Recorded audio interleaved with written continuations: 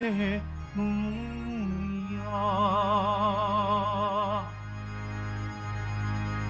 ng tao'y dumating upang sarili ihain, lingkod manunubos natin. Hallelujah, hallelujah,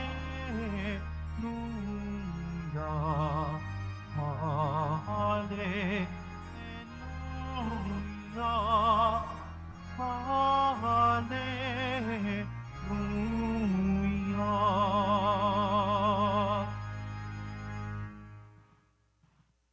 Sumainyo ang Panginoon. At sumaiyo rin. Ang mabuting balita ng Panginoon ayon kay San Marcos. Papuri sa iyo, Panginoon. Nung panong iyon, nasa daan ang mga alagad patungong Jerusalem. Nauna sa kanila si Jesus. Nangangamba ang mga alagad at natatakot naman ang mga taong sumusunod sa Kanya. Ibinukod ni Jesus ang 12 at sinabi ang mangyayari sa Kanya. Wika niya, ngayoy paahon tayo sa Jerusalem. Ang anak ng tao'y ipagkakanulo sa mga punong saserdote at mga iskriba. Kanilang hatulan siya ng kamatayan at ibibigay sa mga hintil. Siya'y tutuyain nila, luluran, ahagupitin, at papatayin. Ngunit muli siyang mabubuhay pagkaraan ng 3 araw. Lumapit kay Jesus sina Santiago at Juan na mga anak ni Zebedeo at ang sabi, Guro, may ihilingin po sana kami sa inyo. Ano yon? Tanong ni Jesus. Sumagot sila, sana'y makaupo kami katabi ninyo sa inyong kaharian, isa sa kanan at isa sa kaliwa. Hindi ninyo nalalaman ang inyong hinihingi, sabi ni Jesus sa kanila. Mababata ba ninyo ang hirap na babatahin ko? Pabibinyag ba kayo sa binyag na daranasin ko? Opo, tugon nila. Sinabi ni Jesus, ang hirap na babatahin ko'y babatahin nga ninyo, at kayo'y bibinyagan sa binyag na daranasin ko. Ngunit wala sa akin ang pagpapasya kung sino ang mauupo sa aking kanan at sa aking kaliwa.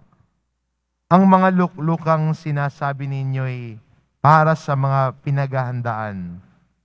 Nang marinig ito ng 10 alagad, nagalit sila sa magkapatid, kaya't pinalapit sila ni Jesus at sinabi, alam ninyo na ang mga itinuturing na pinuno ng mga hintil ay siyang pinapanginoon at ang mga dinadakila ay siyang nasusunod.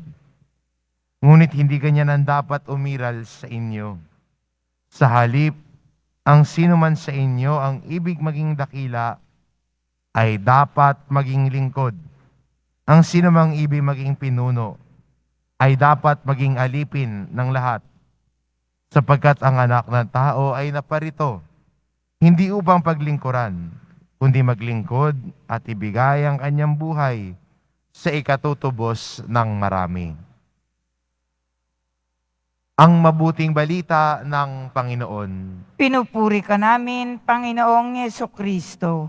Magsiupo po ang lahat.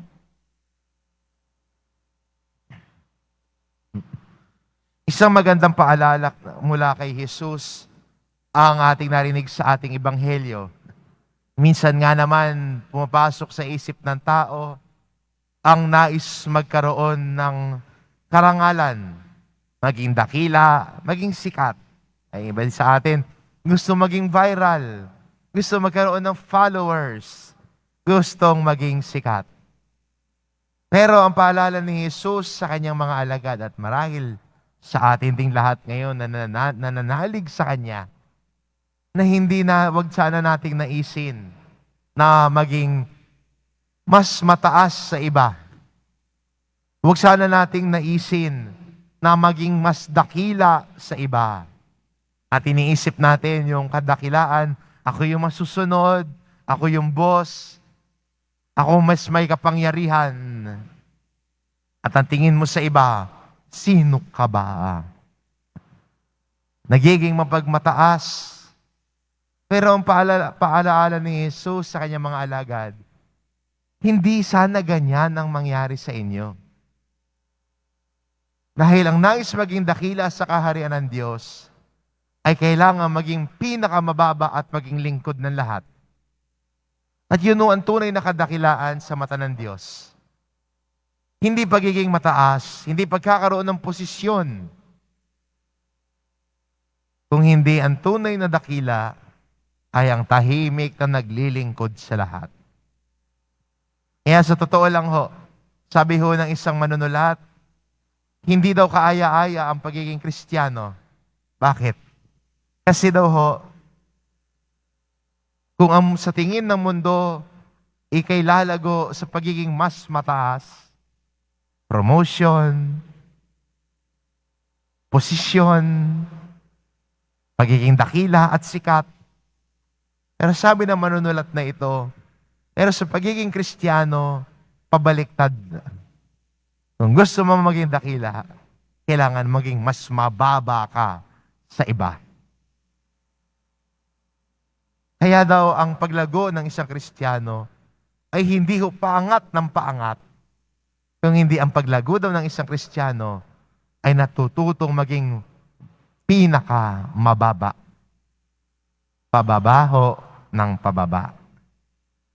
Na pag ikay lumalago sa pananampalataya, mas sinanais mo maging mas mababa sa iba. Pag ikay lumalago sa pananampalataya, mas sinanais mo maging lingkod ng lahat. At hindi ba ang pagiging lingkod ay pagpapakababa para ibigay ang sarili, para maiangat ang iba. At dito tayo inaanyayahan ni Jesus. At sana ito yung naisin natin, hindi ang kadakilaan ng tingin ng mundo, hindi ang kadakilaan na marami kang followers, sikat ka, viral ka. Kung hindi mas naisin natin na maging mas dakila sa mata ng Panginoon. At paano natin gagawin yon? Simple lang ho ang sinabi ni Jesus. Kung gusto mo maging dakila sa kaharian ng Diyos, maging lingkod ka ng lahat. Kung gusto mo maging pinakasikat, ikaw ang dapat mababa sa lahat. Ang ating pananampalataya ay inaanyayahan tayo na sumunod kay Jesus, sumunod sa Diyos na nagmamahal sa atin, at tahakin ang daan tungo sa pagpapakumbaba ng loob, pagpapakumbaba ng puso, at kahandaan na maglingkod, hindi paglingkuran. At kung yun ang gagawin natin, sabi nga ni Jesus, ikaw ang magiging dakila sa kaharian ng Diyos. Amen.